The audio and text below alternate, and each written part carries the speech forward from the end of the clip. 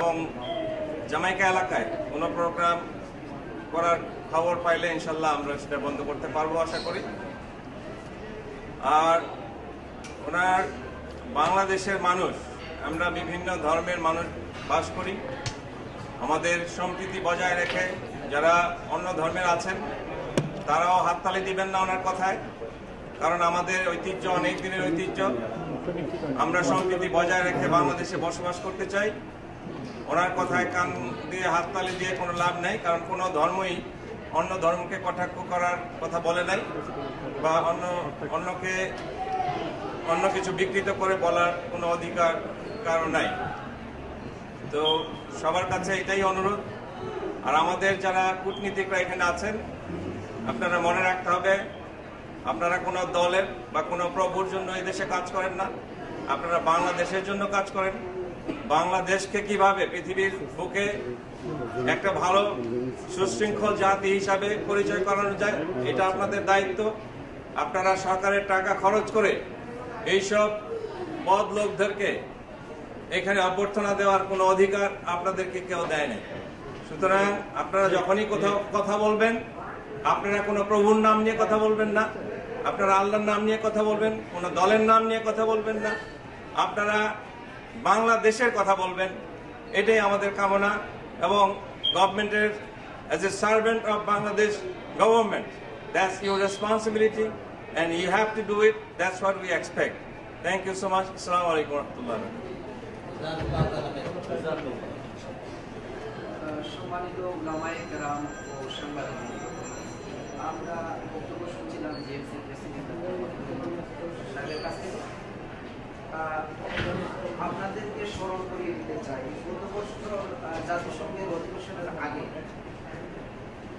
প্রদর্শিত নাস্তিক নজির সিদ্দিকী ইসলাম বিরোধী বক্তব্য দিয়ে সারা বিশ্বে, প্রবাস এবং দেশে আলোড়ন সৃষ্টি করেছিল।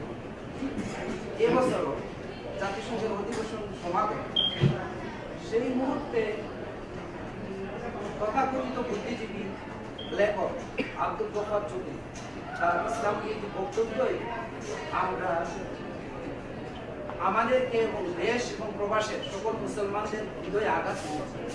এটা পুরো পূর্ব পরিকল্পিত। আমরা তাদের প্ল্যান করেই তারা এটা করছে, এবং যারা করছে আমরা সবাইকে ধিক্কার জানাই, এবং যারা করাইতেছে সবাইকে ধিক্কার জানাই। আর সম্মানিত সুধীমণ্ডলী, এ পর্যায়ে আমাদের প্রশ্ন উত্তর পর্বে প্রশ্ন উত্তর দিলেন আমাদের প্রিয় উলামায়ে কেরাম।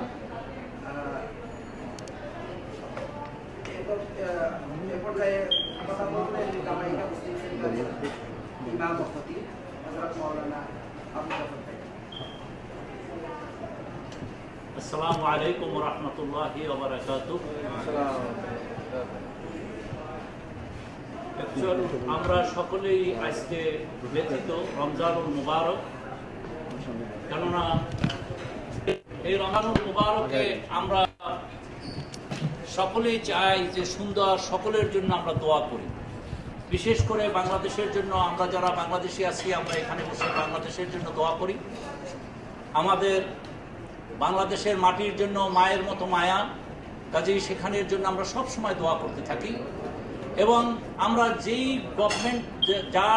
গভর্নমেন্টই সরকারে আসুক না কেন, গভর্নমেন্ট ফ্রন্ট করুক, তার জন্যই আমরা মনে করি যে সে যদি দেশটাকে সুন্দরভাবে চালায়, কারণ আমাদের আর কোনো কিছু পাওয়া চাওয়া নাই, আমাদের দেশটাকে সুন্দর দেখতে চাই। কিন্তু মাঝে মাঝেই দেখা যায় যে আমাদের হৃদয়ের ভিতরে এসে ছুরি মারার জন্য দুই একজন চলে আসে, এবং চলে আসে তো আসে, সেটা সরকারের নাম নিয়ে আসে। যেমন গফফার চৌধুরী, আব্দুল গফফার চৌধুরী এবছর এসেছে, গত বছর আব্দুল লতিফ সিদ্দিকী আসছে, এবছর আব্দুল গফফার আসছে, আবার আগামীতে কে আসবে জানি না। তবে এই সমস্ত আসা যাওয়াটা বন্ধ করা যায় কিনা সেই ব্যাপারে আমরা এখানে বসেছি। আর সত্যিকার ভুল হইতে পারে, যে কোনো মানুষই ভুল করতে পারে। যদি কেউ ভুলে কোনো কথা বলে থাকে, তাইলে তো সে পরের দিনে এসে বলবে যে আমার ভুল হয়েছে, আসলে আমি জিনিসটা বুঝতে পারি নাই, আসুন আমাকে ক্ষমা করেন। এই জন্য তো আমি উদারত আহ্বান জানাচ্ছি আব্দুল গফফার চৌধুরীকে যে আসুন আপনি তওবা করেন, আপনি জাতির সামনে সকলের বলেন জামাইকা মুসলিম সেন্টারে আসেন, অথবা যদি জামিয়া মুসলিম সেন্টারে না আসেন, অন্য কোনো সেন্টারে আসেন, এসে বলেন যে আসলে আল্লাহ পাক রব্বুল আলামিনের নামের থেকে দেবদেবীর নাম নেওয়া হয়েছে। দেবদেবীরা যে নাম দিছে সেটা আল্লাহ পাকের নামের, কেন আল্লাহ পাক আগে ছিল। যেমন আমার ভাই রফিক সাহেব বলেছেন যে আল্লাহ পাক আগে ছিলেন না দেবদেবী আগে ছিল। যদি আপনার বিশ্বাস হয় যে আল্লাহ পাকের আগে দেবদেবী ছিল, সেখান থেকে নাম নেওয়া হয়েছে, তাইলে আপনি একটা ভ্রান্ত লোক। তার কারণ আপনি একটা নাস্তিক লোক। কেননা আল্লাহ পাক রব্বুল আলামিনের কাউর থেকে নাম ধার করতে হয় না। কাজী এরকম কথা আপনি যে বলেছেন, আপনি যদি নাকি এই কথা উল্টো না করেন, তাইলে আপনাকে মুসলমান বলা যাবে না। আল্লাহর সাথে আপনি যে কথা বলেছেন, তারপরে আপনি বলেছেন সাহাবায়ে কেরামদের কথা। আবু বকর সিদ্দিক রাদিয়াল্লাহু তাআলা আনহু, রাসূল পাক সাল্লাল্লাহু আলাইহি ওয়াসাল্লাম বলেন যে জান্নাতের সমস্ত গেটের থেকে আবু বকর আরজু আনতা মিনহুম। হুজুর বলেছেন বুখারীর রওয়ায়াত যে হে আবু বকর, আপনিও তাদের মধ্যে একজন যাকে জান্নাতের সমস্ত গেটের থেকে আপনাকে ডাকা হবে। কাজেই সেই ব্যক্তি সম্বন্ধে আপনি মন্তব্য করেছেন। আবু হুরায়রা রাদিয়াল্লাহু তাআলা আনহু, যে নাম ছিল সাল্লাল্লাহু আলাইহি ওয়াসাল্লামের জবান থেকে যেদিন আবু হুরায়রা বলেছেন, সেই দিন থেকে আবু হুরায়রা রাদিয়াল্লাহু তাআলা আনহু বলেছেন আমার ওই নামটাই আমি বেছে নিলাম। এটা রাসূলের প্রতি তার শ্রদ্ধা, ভালোবাসা, এজন্য তিনি বলেছেন। আপনি যদি না জানেন তাইলে সেটা নিয়ে কেন কথা বলেন? আরেকটা জিনিস আপনাকে মনে রাখতে হবে, আপনি বলেছেন হিজাবের কথা বলেছেন। আপনি জানেন যে হিজাবের ব্যাপারে সূরা নাযিল হয়েছে।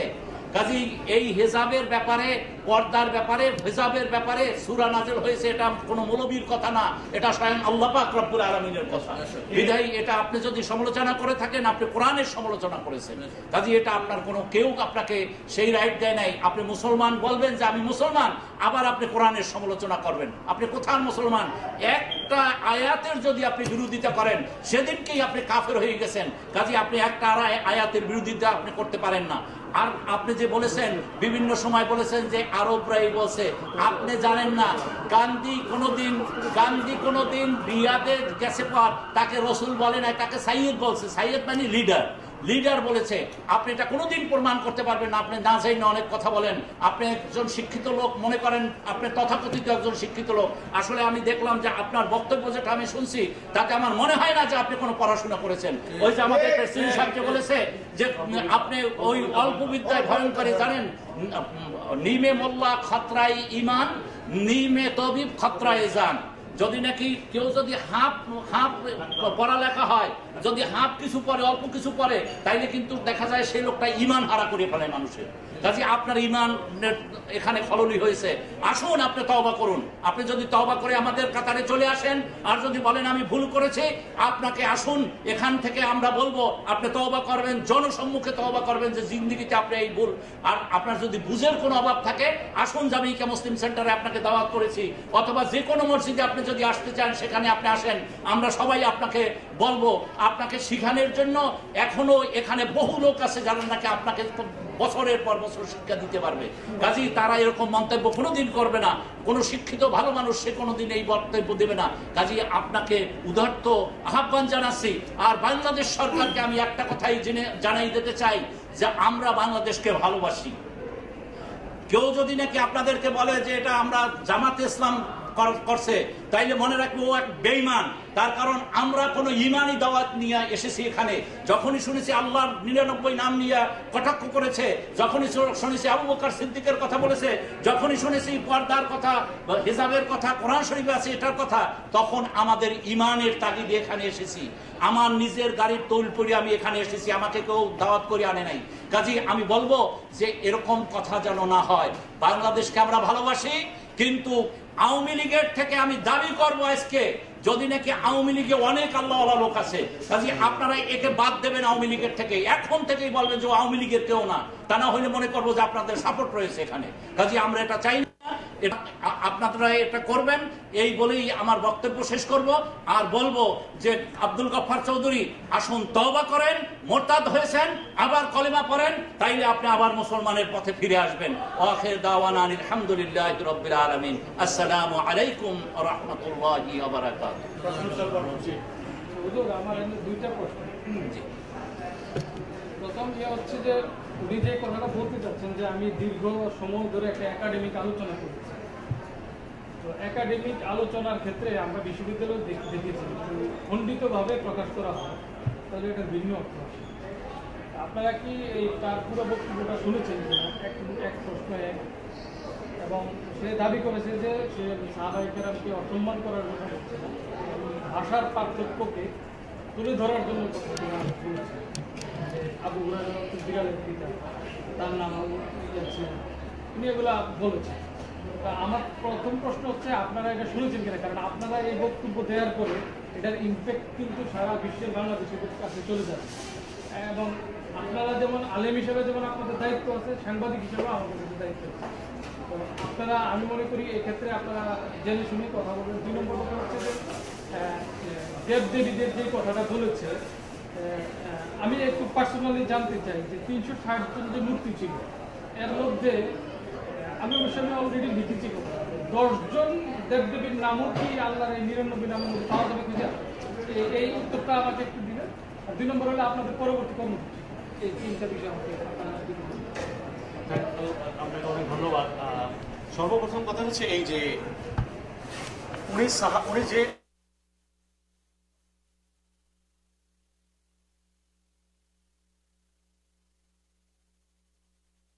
করছেন এবং বাস্তবতা বিপর্যয়।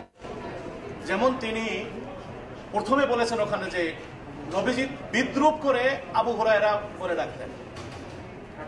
বিদ্রুপ শব্দটির অর্থ কি? একটা হলো রসিকতা, আর একটা হলো বিদ্রুপ। দুইটা কি এক অর্থে?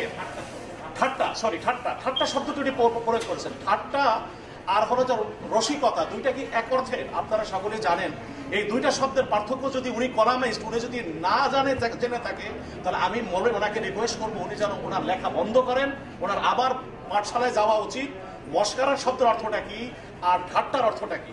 ঠাট্টা করা কোনো মুসলমানদের সাথে এটা হারাম। আল্লাহ পাক কোরআনে বলছে, লা ইয়াসখার কওমুম মিন কওমিন আসা আন ইয়াকুনু খায়রাম মিনহুম আ আইয়ুহাল্লাযীনা আমানু লা ইয়াসখার কওমুম মিন কওমিন। কেউ যেন কাউকে কখনো ঠাট্টা বিদ্রুপ করে না। আরে আবু হুরায়রার নামটা তো আবু হুরায়রার নাম ছিল না, তিনি নিজে বরণ করে নিছেন যে আমার নবীজি আমাকে সেনহ বলে ডাক দিছেন আবু হুরায়রা। মানুষ যেমন সাত করে বিড়াল পেলে থাকে, হযরত আবু হুরায়রা তার বিড়াল ছিল এবং তিনি নবীজির দরবারে বিড়ালের মতো পড়ে থাকতেন। নবীজি যেন আদর করে বলেন যে তুমি তো একেবারে শুধু বিড়াল না, বিড়ালের বাবা হয়ে গেছে। আর একজন সাহাবী আছেন সাওবান মাওলা রাসূলুল্লাহ, সাফিনাতু মাওলা রাসূলুল্লাহ। সাফিনা মানে হলো ডিঙ্গি নৌকা, ওনার নাম কিন্তু ডিঙ্গি নৌকা না। যখন তবুকের যুদ্ধে রাসূলুল্লাহ সাল্লাল্লাহু আলাইহি সাল্লাম যান, তখন তার পোশাক পরিচ্ছেদ সব ওই সাহাবার কাছে দিয়ে দিয়েছেন যে তুমি এটা ক্যারি করো। তখন একসাথে সব পোশাক যখন হয়ে গেছে, দেখা গেছে এক নৌকার পোশাক হয়ে গেছে। নবীজি বলেন যে তুমি তো কেমন যেন আমার নৌকা হয়ে গেছো। আল্লাহু আকবার। এরপর থেকে তিনি তার নামটাকে চেঞ্জ করে দিয়েছেন। নবীজি আমার নাম রাখছেন সাফিনা। আপনারা হাদিসে দেখবেন, বুখারীর হাদিস আছে, সাফিনাতু মাওলা রাসূলুল্লাহ, নবীজির গোলাম সাফিনা। সাফিনা আসল নাম নয়, নবীজি দিয়েছেন। আর ভালোবাসার অতি সহ্যতায় ওই নামটা কি তারা সারা জিন্দেগি ধারণ করছেন। দুনিয়ার মানুষ ভুলে গেছে তাদের আসল নাম। দেখুন আমাদের দেশে মা বাবা কিন্তু ছোট বাচ্চাদেরকে কিন্তু আদর করে নাম রাখে কুকুমনি। তার বিয়া হয়ে 4টা মেয়ে হয়ে গেছে, এখন পর্যন্ত সে কুকুর স্তর অতিক্রম করে নাই। বাপ মার কাছে সে কুকু আদর করে নাম রাখছে কুকু। ছোট মেয়ের নাম রাখছে বুড়ি, আসলে কি সে বুড়ি নয়, ভালোবাসছে এই জন্য নাম রাখছে। যেভাবে সাহাবায়ে কেরাম নবীজির নাম ধারণ করছেন। হুজুর বলছেন যে আবু বকরের সম্পর্কে নিয়ে বলছেন, দেখেন একটা শব্দ উনি কত মানে অর্বাচীনতা, কত যেটাকে বলা হয় মানে একজন অশিক্ষিত মানুষ যদি বলতো আমি বুঝতাম যে তিনি জানেন না। তিনি বলছেন, আমরা ভিডিওতে আপনাকে আমার প্রথম প্রশ্ন উত্তর দিচ্ছি, আমি তার আদ্যপাদ্য শুরু থেকে শেষ পর্যন্ত ভিডিও, আমি টাইম টেবিলকে ধন্যবাদ দেব, তাহের ভাইকে এগেইন, যে তিনি এটা লাইভ প্রকাশ করছেন পুরা, এবং আমি রাত্র জেগে তার পুরা বক্তব্য আমি শুনছি। টাইম টিভির এটা প্রোগ্রামটা পুরা দেখছি, এবং আমাকে যে সমস্ত ভাইরা পাঠাইছেন পোস্ট করে ইসের মাধ্যমে, ফেসবুকের মাধ্যমে পুরা শুরু থেকে শেষ পর্যন্ত পড়ছি। তিনি বলছেন আবু বকর শব্দের অর্থ কি? বকরির বাবা। দেখুন আরবি সম্পর্কে যে সে যে জানে না তাও জানে না। সমস্যাটা হলো সে যে আরবি সম্পর্কে তার ন্যূনতম জ্ঞান নাই। বকরা শব্দটা ব্যবহার হয় বলো উর্দুতে বকরির অর্থে, আরবিতে বকরির অর্থ কিন্তু বকর না। আরবিতে যদি বকরন বড় কাফ দিয়ে হয় তার অর্থ হলো গরু। আর আবু বাকরুন বাকরুন এর অর্থ হচ্ছে যে পুষ্পটা সবে মাত্র বিকশিত হয়েছে, এখন পর্যন্ত সূর্যের আলো পায় নাই, এটার নাম আরবিতে হলো বকর। আবু বকর এই জন্য বলা হয়েছে যে তিনি ইসলামের প্রথম সুশোভিত ফুল, রাসূলুল্লাহ সাল্লাল্লাহু আলাইহি ওয়াসাল্লামের রিসালাতের। এই জন্য নবীজি তাকে নাম দিয়ে দিয়েছেন আবু বকর। কিন্তু সেটাকে তিনি বিকৃত করে কি বলছেন? আবু বকর ছাগলের বাপ। এই যে মিথ্যাচারণী করলেন, ওনার কোথায় উনি পেয়েছেন এই শব্দের অর্থ যে আবু বকর শব্দের অর্থ ছাগলের পিতা? এটা আপনাদের মাধ্যমে আমরা তার কাছে এগেন কোশ্চেন করতে চাই। এবং তিনি বলছেন আমি এটা মেন করি নাই। মেন যদি না করে থাকে, রাসূলুল্লাহ সাল্লাল্লাহু আলাইহি ওয়াসাল্লাম বিদ্রুপ করছেন, ঠাট্টা ছলে বলছেন, এই শব্দটার দ্বারা তিনি তো ঈমান থেকে বের হয়ে গেছেন। কারণ নবীজি কখনো কারোর সাথে কখনো ঠাট্টা করেন নাই। রাসূলুল্লাহ সাল্লাল্লাহু আলাইহি ওয়াসাল্লাম বাস্তবতা নিয়ে কথা বলেন, কখনো কারোর সাথে কখনো ঠাট্টা তিনি করেন নাই। আপনারা আমার আর কিছু পার্টিকুলার কোশ্চেন আছে ইনশাআল্লাহ আপনাদেরকে, আপনি যেহেতু কোশ্চেন করছেন এখানে বলবো যে এখন তিনি শুধু এই একটি বিষয়ের ভিতর সীমাবদ্ধ থাকেনি, তিনি একের পর এক ইসলামের মূল নীতির উপরে তিনি আঘাত করেছেন। যেমন তিনি হিজাব, পর্দা, এই সম্পর্কে তিনি বলেছেন। দেখুন, হিজাব এবং পর্দার উপরে কোরআনে পাকে স্পেশাল একটি সূরা নাযিল হয়েছে, সূরা নূর নাযিল হয়েছে, সূরা আহজাবের ভিতরে বিধান আল্লাহ রাব্বুল আলামিন দিয়েছেন। তিনি এটাকে অস্বীকার করছেন যে না, এটা হলো ওহাবিজম। ওহাবিজম কি আর কোরআনের তথ্যটা কি, এটা উনি কোথায় পেলেন? এটা একেবারে সম্পূর্ণ একটা মিথ্যাচার করছেন এমন একটা গুরুত্বপূর্ণ প্রতিষ্ঠানে। এবং সবচেয়ে বেশি আরো মারাত্মক হলো কি, যে রসুলের শব্দ নিয়ে তিনি বিকৃতি অর্থ করছেন। আরবিতে বর্তমানে কোনো এখন অ্যাম্বাসেডারের অর্থ রসুল হিসাবে ব্যবহার হয় না। আপনাদেরকে আমি ক্লিয়ার ওপেন আপ বললাম, ওলামায়ে কেরাম এখানে আছে। আরবিতে প্রতিনিধি কিংবা অ্যাম্বাসেডারের আরবি হচ্ছে সাফির, এর অর্থ কিন্তু রসুল না। আর রসুল আরবি ভাষা অনেক প্রশস্ত। যখন এটা ইসলামে গ্রহণ করে নিছে, রসুল মানে হচ্ছে প্রফেট, যিনি আল্লাহর কাছ থেকে রিভিলেশন রিসিভ করছেন, তখন আর তার শাব্দিক অর্থ আর থাকে না। দেখুন ভাই, আমার একটা নাম আছে, আপনার একটি নাম আছে, এই নামের একটা অর্থ আছে। আমাদের বুলবুল ভাই সামনে বসে, সুন্দর একটা পাখির নাম। এখন আমি যদি বলি পাখি ভাই কেমন আছেন, হবে? ওনাকে ডাকতে গেলে ওনাকে বুলবুল শব্দটাই বলতে হবে। কেন? এটাই হচ্ছে তার নেম। এখন তার অর্থটা যেটা শাব্দিক, এটা এখন প্রথম বিবেচ্য বিষয় নয়। উনি বলে রসুল আর এই হলো একই অর্থের। উনি দাবি করছেন যে আমিও রসুল যদি বলি আমার মাথা যাবে, এটা আরেকটা মিথ্যা কথা। এ দেশে কেউ কারো মাথা নিতে পারে না, আর বাংলাদেশে কেউ কোনোদিন কারো মাথা নেয় না। এটা শুধুমাত্র মুসলমানদের দুর্নাম আন্তর্জাতিকভাবে করার একটা হীন উদ্দেশ্যে সে এই কাজগুলা করছে। এবং তার আচরণ, তার কথাবার্তা, সে বলছে আমি একজন মানুষকে ঘৃণা করি, প্রেসিডেন্ট জিয়াউর রহমানকে বলছে। আমরা কেউ জিয়াউর রহমানের পার্টি করি না, কিন্তু একজন হিউম্যান বিং, তিনি একজন মুসলিম, একজন মৃত্যু ব্যক্তি সম্পর্কে ঘৃণা করি, এই জাতীয় শব্দ যে বলতে পারে, তার প্রতি সারা দুনিয়ার মানুষের ঘৃণা। তার প্রতি শুধু ভদ্র মানুষের না, সারা দুনিয়ার মানুষের প্রতি ঘৃণা। তুমি একজন মৃত্যু ব্যক্তির সম্পর্কে কিভাবে ঘৃণা শব্দটি প্রয়োগ করতে পারো? তার মতবাদ সম্পর্কে করতে পারো, তার পার্টি সম্পর্কে করতে পারো, তার কোনো কমেন্টসের সম্পর্কে করতে পারো। যে মানুষটি চলে গেছে, আবার তিনি কত বীরত্বের সাথে বলছেন, উদ্ধতের সাথে বলছেন, বলে দিও, সাংবাদিককে বলছেন তুমি লেখো আমি জিয়াউর রহমানকে ঘৃণা করি। এই জাতীয় অভদ্রতা হাজার বছরের ইতিহাসের বাঙালির ইতিহাসে এমন একজন অভদ্র কোন লেখক কোন মন্তব্য করছে আমার জানা মতে নাই। আপনারা হয়তো জানতে পারেন। আমি ওনাকে বলবো, আপনি যদি বিশ্ব সমাজে মর্যাদা চান, এই জাতীয় নোংরামি আপনি বন্ধ করেন। আপনার উদ্ধতটা হয়ে গেছে অত্যন্ত কুৎসিত, জঘন্য, যেটা প্রতিবাদ করার ভাষা পর্যন্ত আমাদের নাই। তিনি আরো কয়েকটা শব্দ বলছেন। দেখুন, বলছেন যে ইন্দিরা গান্ধী সৌদি আরবে গেছেন, তাকে রসুল বলে ডাকা হয়েছে। আপনাদেরকে আমি তথ্য দেই, ইন্দিরা গান্ধী যখন সৌদি আরবে গেছিল, ওই পেপার আমি পড়ি, ইন্দিরা গান্ধী সৌদি আরবে যায় নাই। আপনারা জানেন এলিজাবেথ ইরানে যাইতে চেয়েছিল, সৌদি আরবে যায়নি। কেন? যে সৌদি আরব এবং ইরানের কন্ডিশন হচ্ছে এই, কোন ওয়ামেন যখন নাকি ওদেশে ট্যুর করবে বোরকা পরে ঢুকতে হবে। ওকে ওকে, আমি এটা শেষ করি। Indira Gandhi, Rajiv Gandhi, Rajiv Gandhi, I am sure that is Jawaharlal Nehru. No, I am sure, আমি বলতেছি, আমি পড়ছি এটা, আমি জানি। আমি এটাকে আপনাকে তথ্য দিব। সেখানে বলা হয়েছিল রসুল বলা হয়নি, সেখানে বলা হয়েছে সাইয়েদ রাজীব গান্ধী। সাইয়েদ আধুনিক শব্দে সাইয়েদ শব্দটি ব্যবহার হয় লিডার, মিনিস্টার, স্যার, এই অর্থে ব্যবহার হয়। এতটুকু ওনার স্বাভাবিক নলেজ ওনার আরবিতে নাই। ওনাকে কোথায় রসুল শব্দটি ব্যবহার করছে ওনার কাছে আমার জিজ্ঞাসা। উনি যদি এটা প্রুফ দিতে পারে, আমরা ইনশাআল্লাহ কখনো এই ব্যাপারে ওনার ওকে। আমি একটা জবাব আপনাদের দিতে চাই। সেটা হলো, উনি জিজ্ঞেস করেছিল যে 99 নামের ভিতরে 10 জন দেবতা এমন কি আছে যে আল্লাহর নাম আছে। দেখেন, উনি যে দেবতার নামগুলো কোট করছে, যে 99টা দেবতার নাম ছিল, 99টা আল্লাহর নামগুলো একবারে আরবের দেবতাদের নাম ছিল। দেবতাদের নাম নিয়ে বলতে উনি বলেছেন গফুর, আর রহমান, গফফার। অথচ পবিত্র কোরআনে আর রহমান শব্দ যখন আসে, তখন কাফেরদের কাছ থেকে আল্লাহ রাসূল ইসলামের কাছে কাফেররা জিজ্ঞেস করেছিল, মা হাযা রহমান, আমরা তো রহমানকে চিনি না, আমার রহমান। তাহলে বোঝা গেল দেবতা তো অনেক দূরের কথা, তাদের মানে এই এনভায়রনমেন্টে শ্রদ্ধার প্রাপ্ত বলে কোনো রহমানের নামই ছিল না। আল্লাহর নাম তো অনেক দূরের কথা। এবং আমি সেটা এই ব্যাপারে স্টাডি করেই আমাদেরকে বলছি যে আল্লাহ 99 নাম যদি কোনো দেবতার নাম তিনি আমাদেরকে বলতে পারেন, তাহলে আমাদের বক্তব্য আমরা উল্লেখ করবো। একটা নামও তিনি পাবেন না যে আল্লাহ 99 নামের ভিতরে আমাদের দেবতার নাম ছিল। এটাই হচ্ছে ফাইনাল কথা।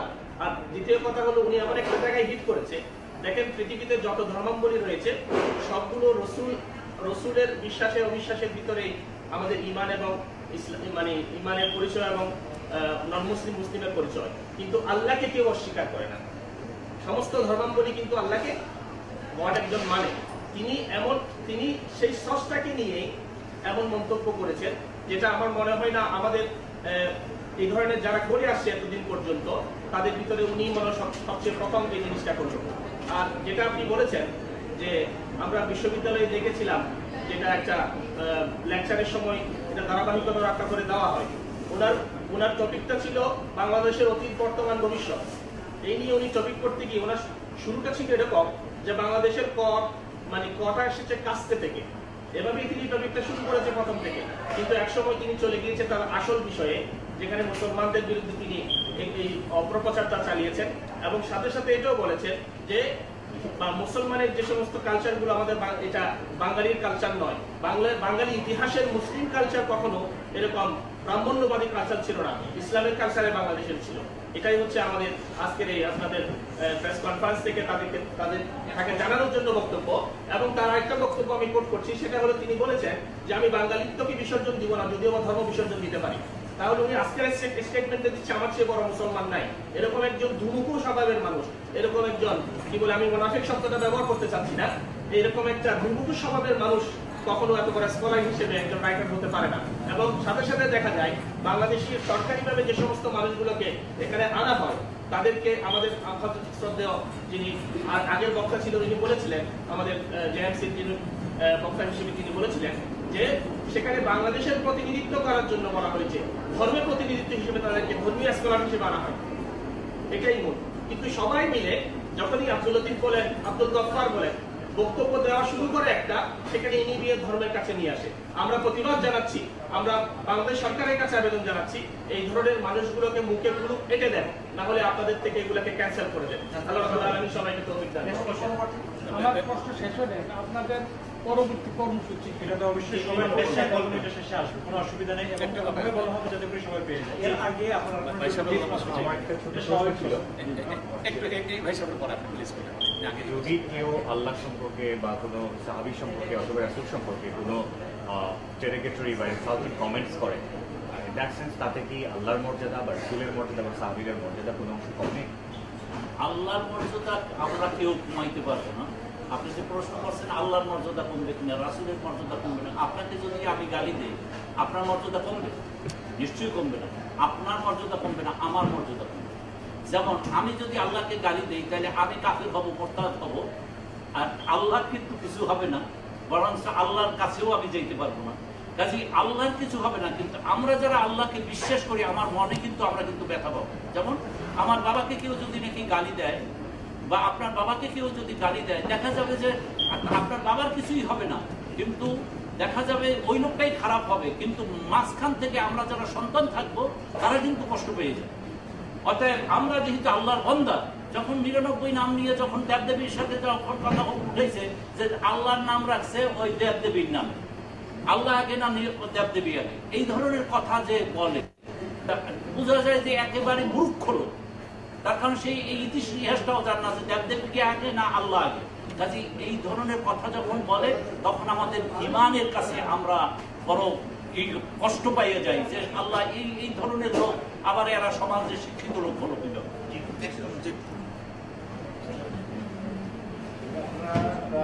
যেহেতু বলছিলেন কিন্তু ধর্মীয় বিদ্বেষ এবং ইসলাম ধর্ম অবমাননা করছেন, আমেরিকাতে বসেও হচ্ছে যে কেউ কোনো ধর্মের বিরুদ্ধে হচ্ছে কোনো ধর্ম অবমাননা করতে পারে না, সেক্ষেত্রে আপনারা ওনার বিরুদ্ধে কোনো আইনি পদক্ষেপে যাবেন কিনা, এবং আপনাদের ওনাদের যদি ধর্ম অবমাননা করে থাকে তাহলে কি আপনারা কাজ, কি ধরনের বিচার চান? আলহামদুলিল্লাহ, একটা জিনিস মনে রাখতে হবে যে আমাদের সর্বপ্রথম কেউ ভুল যদি করে, প্রথম নাম্বারে সে যদি তাকে উদারত আহ্বান আমরা জানাইছি যে আসুন, যেমন ডক্টর আব্দুল মোমিন সাহেব ছিলেন, তিনি তার নিয়ে প্রোগ্রাম করার পর এবং প্রোগ্রাম করার পরে তাকে বোধহয় ক্রেস্ট দিয়েছে নাকি, ক্রেস্ট দিয়েছে, এইটা তার উচিত, তার দ্বারা আমরা আশা করি না। তিনি সবসময় আমাদের ওখানে নামাজ পড়তে যায়, জামাইকে মুসলিম সেন্টারে যায় নামাজ পড়তে, আমরা কিন্তু তাকে শ্রদ্ধার সাথেই দেখি, যেহেতু বাংলাদেশ সরকার তাকে যখন মনোনীত করেছে শ্রদ্ধার সাথে দেখি। এই শ্রদ্ধাটা তো সে হারালো, তার কারণ একটা এই 25,000 লোকের সামনে তাকে আমরা শ্রদ্ধার সাথে দেখি, কিন্তু সে তো আমাদের সকলের প্রতিনিধি, সে এটা করতে পারে না, এক নম্বর। দ্বিতীয় নম্বরে যে আরেকটা জিনিস হলো যে আমরা এই যে যিনি কথাগুলো বলেছেন যারা আব্দুল গফফার সাহেব, এই আব্দুল গফফার সাহেবের উচিত সে আয়সা সমস্ত জনগণের একটা মসজিদে এসে বলুক, যে কোনো ইমামের কাছে আয়সা মুসল্লির সামনে বলুক যে আমি এইটা ভুল করেছি, এটা আমার ঠিক হয় না, আমি না বুঝে করেছি, বা আমি বুঝে করলেও আমি আর জীবনে করব না। তাইলে কিন্তু আমাদের আর কোনো, আমরা তখন সাথে সাথে তাকে বুকে জড়াই নেব। এটাই কিন্তু আমাদের, কিন্তু কাউকে কোনো সরাই দেওয়ার জন্য আমরা করি না, আমরা করি যে সে যেন সংশোধিত হয় এবং সে যে বক্তব্যটা দিয়েছে ওটা যেন সে উদ্যোগ করে, প্রত্যাহার করে।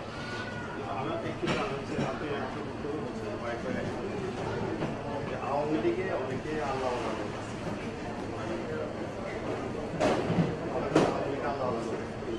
তারা ধর্মনিরপেক্ষতাবাদকে বিশ্বাস করে, ইসলামিক ধর্মনিরপেক্ষতাবাদকে গ্রহণ করে কিনা, যদি না গ্রহণ করে তাহলে আল্লাহ।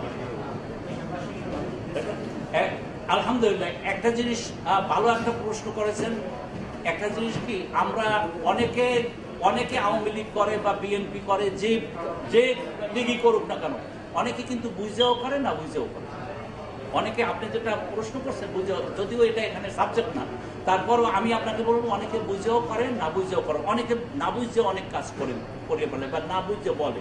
কাজে আমি বলবো না যে আমি অনেককে এরকমও দেখেছি যে সে আমার বন্ধু মানুষ, তাকে দেখছি যে সে তাহাজ্জুদের নামাজ পর্যন্ত পড়ে, কিন্তু সে আবার উঠে ওই তাহাজ্জুদের নামাজ পড়তে ওঠে তখনও কিন্তু মসজিদ পড়ে সে পড়ে, তাহাজ্জুদের নামাজ ওঠে। বিশ্বাস করেন, আমি নিজে দেখছি তাহাজ্জুদে আমার সাথে নামাজ পড়তে গেছে, মসজিদ পড়ে তারপর পড়তেছে।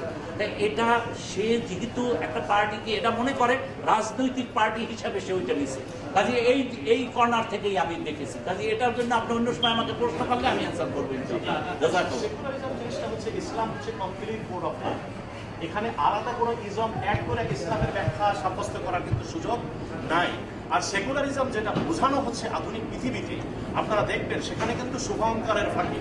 কোরআন শরীফে আল্লাহ যেটা বলছেন, বাত যাহিরুহু ফির রাহমা ওয়া বাতিনুহু মিন কিবালিহিল আযাব, বাহির থেকে তো খুবই সুন্দর, কিন্তু ভিতরে কিন্তু সদরকার। ইসলামে যে বিষয়টি বলছে যে ইসলাম হলো কমপ্লিট কোড অফ লাইফ, ইসলাম তার নিজস্ব ওয়েতে চলে। একজন মানুষ মুসলমান, তাকে ইসলামের গণ্ডির বাইরে যাওয়ার 1 সেকেন্ডের জন্য সুযোগ নাই। কিন্তু এই মুসলমান যখন রাষ্ট্রের প্রধান হয়ে যাবে, তখন তার শাসন ব্যবস্থার ক্ষেত্রে শুধুমাত্র যে মুসলমানরাই তার শাসিত হবে, ফ্যাসিলিটিস পাবে, এটা ইসলাম বলে না। সেক্ষেত্রে সে থাকবে নিরপেক্ষ, দেশের জনগণের প্রশ্নে সে থাকবে নিরপেক্ষ। কিন্তু একজন মানুষ পার্সোনাল লাইফে মুসলমান, সে কখনো নিরপেক্ষ হতে পারে না। সে যদি নিরপেক্ষ হয়ে যায়, ধর্মীয় দৃষ্টিভঙ্গিতে সে কাফের হয়ে যায়, সে মুমিন থাকে না। রাষ্ট্রীয় পর্যায়ে মানুষ সেকুলার থাকবে। আশা করি বিষয়টি ক্লিয়ার হয়ে যাবে। আমার ভাই যে প্রশ্ন করেছেন, আমাদের স্পষ্ট ইমাম সাহেবরা সুন্দর জবাব দিয়েছিলাম, কিন্তু আপনার প্রশ্ন থেকে আমার একটা বিষয় মাথায় আসছে। উনি কিন্তু দাড়ি এবং টুপি নিয়েও কথা বলছেন, আমি ভিডিওটা শুনছি। এবং ওনার সামনে আমি দেখছি কয়েকজন দাড়িওয়ালা এবং টুপিওয়ালা সব সাইডে আনন্দ বুক করছে এই টুপিওয়ালা দাড়িওয়ালা। এদের মধ্যে যে সুন্দর ভাষা আমি দেখছি, বাকি দর্শকদেরকে সুন্দর। আমার প্রশ্ন হলো, যদি ওরা ধর্ম নিরপেক্ষ হয় আর আল্লাহকে গালি দেওয়ার পর ওদের মুখ থেকে হাসি বের হয়, তাহলে আমার মনে হয় কোরআনের আয়াতে ওদের বিরুদ্ধে যথেষ্ট। ওয়ামিনান নাসি মান ইয়াকুলু আমান্না বিল্লাহি ওয়া বিল ইয়াউমিল আখির, আর আল্লাহ বলেন ওয়া মা হুম বিমুমিনিন। রাসূল আপনার সামনে কিছু লোক আছে, আমি এখন বলবো আমাদের ইমাম সাহেবদের সামনে কিছু লোক আছে, ওরা খুব সুন্দর লেবাস পরে আসে, মুখে দাঁড়িয়ে রাখে, কিন্তু ওদের ইনভাইটে এখানে নাস্তিকেরা আসে। আওয়ামী লীগ যারা করে আমি বলবো না, প্রতিটা আওয়ামী লীগ কর্মীই নাস্তিক, এটা আমি বলবো, কিন্তু একটি নাস্তিক আওয়ামী লীগের বাইরে পাওয়া যায় না এখন। এবং এটা কে সাপোর্ট করে? আপনারা ওদেরকে সাপোর্ট না দিয়ে আপনারা ওদেরকে সেভ না করেন, এই রোডে একবার ছেড়ে দেন, আমরা দেখে নেই। আমি আশা করবো যে আমাদের কিন্তু আজকে এটা সাবজেক্ট। আমি 30 সেকেন্ডে শেষ করে দেবো বক্তব্যটা। আমি ইমানি দায়িত্ব নিয়ে আসছি।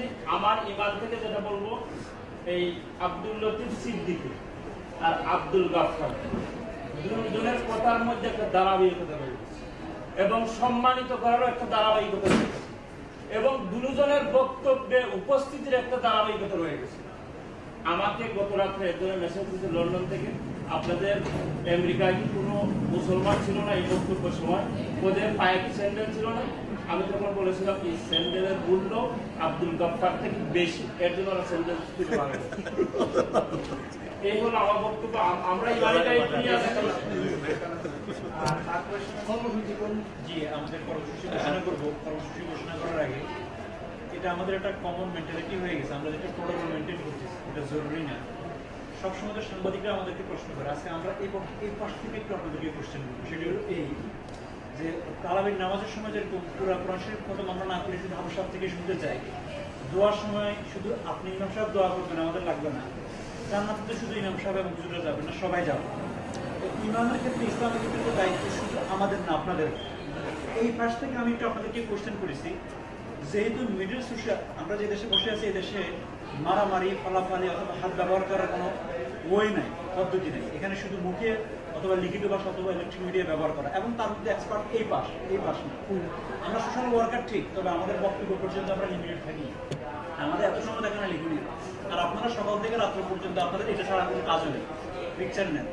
আমার এই পাশ থেকে কোশ্চেন হলো, ইনারা যখন এই দেশে আসেন, আপনাদের বেশ কিছু মানুষরা ওনাদেরকে চ্যানেলে 10 মিনিটের জন্য বসানোর জন্য ওনাদেরকে আপনার পত্রিকার একটা পেজে ছবি তোলার জন্য পাশাপাশি রেখে বেশ হিট করে যায়।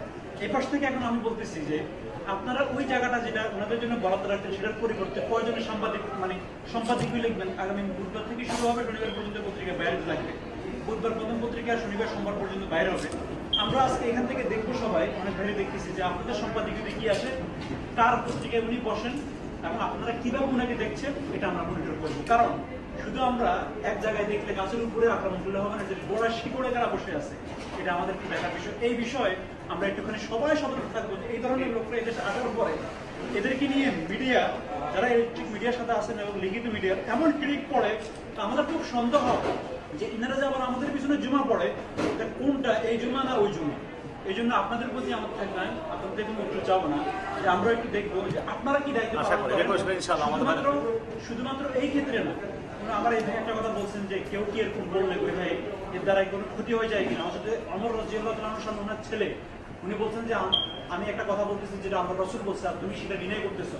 উনি ওনাকে বলছেন তুমি বাইরে হও আমার সামনে থেকে, তুমি বাইরে হয়ে আসো। শুধু আমি একটা কথা বলতেছি, বললাম আল্লাহর রাসূল বলতেছে, আর তুমি এটাকে ডিনাই করতে চাচ্ছ। এই জন্য ওই দাবি অনুযায়ী যে উনি যখন দ্বীনের বিরুদ্ধে, আল্লাহর বিরুদ্ধে কথা বলেছেন, শুধু আমরা না, ওই পক্ষের সবাইরও ওই ইমানের দাবি অনুযায়ী কাজ করার প্রয়োজন। সবাই সবার কর্নার থেকে আমরা দেখতে চাই, সবাই সবার কর্নার থেকে ওই দায়িত্ব পালন করতেছে কিনা। আল্লাহ আমাদের এখানে প্রশ্ন জবাব দিতে হবে। একটা কথা উনি বলছেন আরো মারাত্মক, যে ধর্ম পরিবর্তন হতে পারে, জাতীয়তা পরিবর্তন হতে পারে না।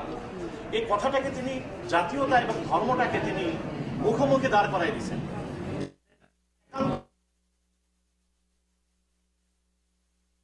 আমি আপনাদের মাধ্যমে প্রশ্ন করি, উনি তো বলছেন যে 3টা জিনিস, কি বলছেন যে যতদিন আমাদের মাঝে 3টি প্রাচীর থাকবে ততদিন বাংলাদেশ নিরাপদ। একটা হলো বাংলা ভাষা, রবীন্দ্রনাথ এবং বঙ্গবন্ধু। দেখেন উনি সে স্ববিরোধী কথা বলেন, এখান থেকে তার মুক্তি। উনি দাড়িকে কিন্তু টিটকারি দিচ্ছেন, যেটা ওহাবি ধর্ম, এটা ইসলামের আসল ধর্ম নয়। তো রবীন্দ্রনাথ ঠাকুর কি দাড়ি ছাড়া ছিলেন কিনা সেটা আমি জানতে চাই আপনাদের মাধ্যমে। নম্বর 2 হচ্ছে এই যে উনি ধর্ম বলতেছে ত্যাগ করা যায়, কিন্তু জাতীয়তা ত্যাগ করা যায় না। আপনারা ওনাকে কোশ্চেন করবেন, তার বাপ আর তার মার যখন বিবাহ হয়েছিল তখন কি বাঙালি ইজমের বা রবীন্দ্রসঙ্গীত গাওয়াইয়া তাদের মাঝে বিবাহ বৈধ করছিল কিনা? আমার মনে হয় সে যে বক্তব্য দিয়েছে তাতে মনে হয় আব্দুল গাফফার চৌধুরীর পিতা এবং মাতার বিবাহ বোধহয় রবীন্দ্রসঙ্গীত গায়াই হয়েছিল।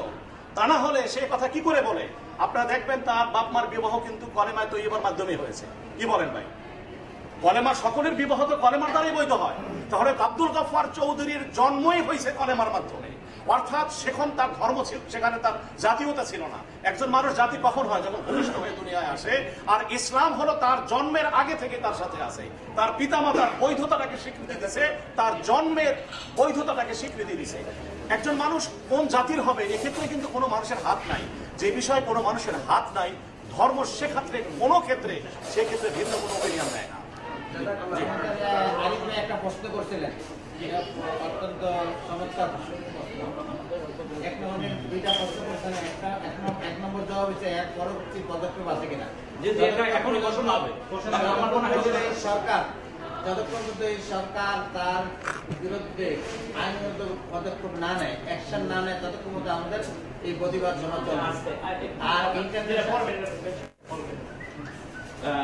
আলহামদুলিল্লাহ, আমরা আপনারা জানেন যে আমরা পরবর্তী আমাদের এক সাংবাদিক ভাই তিনি প্রশ্ন করেছেন যে পরবর্তী কি আপনাদের কর্মসূচি কি। আমরা আপনাদের মাধ্যমে আমরা ওনাকে উদারত আহ্বান জানাইছি যে উনি ইমানের পথে ফিরে আসুন। প্রথম নম্বরে এইটাই আমাদের, যদি উনি ইমানের পথে ফিরে আসে, তওবা যদি করে, তাইলে কিন্তু আমাদের সবকিছু আমরা ওখানেই থেমে যাব। আর যদি উনি তওবা যদি না করে, আর যদি উনি শুধু বিশ্লেষণ দিতে চায়, তাইলে কিন্তু বিশ্লেষণ দিলে হবে না। ওনার তওবা করতে হবে, আল্লাহর 99 নাম সম্বন্ধে যে কথা বলেছে, এবং উনি শাহাদত দিতে হবে, এবং এটা ডিক্লেয়ার করতে হবে। মনে মনে করলে হবে না, ডিক্লেয়ার করতে হবে যে না, আমি মুসলমান হয়েছি, আমি ভুল করেছি, আমি অন্যায় করেছি।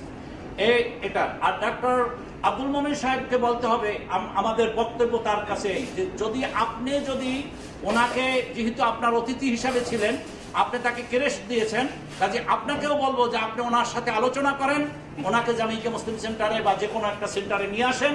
আমরা ইমামরা থাকবো, ওনাকে আমরা তওবা পড়াবো, শাহাদাত উনি গ্রহণ করবে, আমাদের সমস্ত আন্দোলন সেখানে শেষ। কিন্তু ওনার বক্তব্যকে উনি প্রত্যাহার করতে হবে। আর তিনি না করেন, তাইলে আমরা বাংলাদেশ সরকারের কাছে আমরা স্মারকলিপি দেব, এবং আমরা মসজিদে মসজিদে খুতবা দেব, এবং এরকম যাতে নাকি এরকম মোরতাদ কলমিস্ট বাংলাদেশের থেকে এখানে কোনো জায়গায় যাতে না আসতে পারে, সে ব্যবস্থাও আমরা করতে পারবো, এবং সেটা জনগণ নিয়ে করব।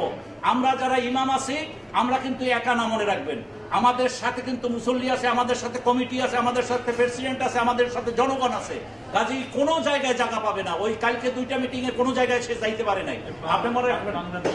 কাজেই এটা আমরা কিন্তু এখানে শুধু এখানে আমরা বাঙালি জাতি হিসাবে এখানে এসেছি, কিন্তু আমরা কিন্তু এই দেশের সিটিজেন, লিগাল সিটিজেন।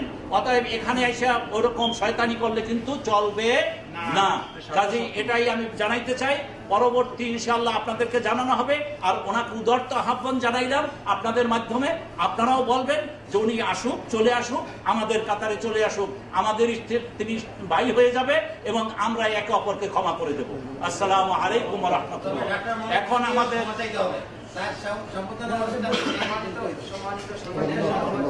গতকালকে অনুষ্ঠানের জন্য আমরা 107% ধন্যবাদ জানাই আপনাদের মাধ্যমে, জামাইকা মুসলিম সেন্টারকে ধন্যবাদ জানাই, দারুস সালাম মসজিদ কর্তৃপক্ষকে আমরা ধন্যবাদ জানাই, সবাইকে, প্রবাসী সবাইকে ধন্যবাদ জানিয়ে এ পর্যায়ে সাংবাদিক সবাইকে মোবারকবাদ জানিয়ে আজকে আমাদের এই সংবাদ সম্মেলনে আপনারা দীর্ঘক্ষণ সময় দিয়েছেন, আপনাদেরকে মোবারকবাদ।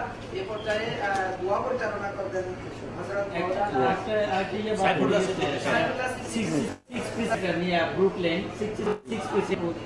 ওদেরকেও ধন্যবাদ চাই আমাদের ইয়ের মাধ্যমে, মিডিয়ার মাধ্যমে, যারা যেহেতু ওনারা ব্রুকলিনে আমাদের যে প্রোগ্রাম হতে চাইছিল আমরা সেই প্রোগ্রাম করতে দিই নাই, এবং সেখানে 66% ভূমিকা রেখেছে, যথেষ্ট ভূমিকা রেখেছে।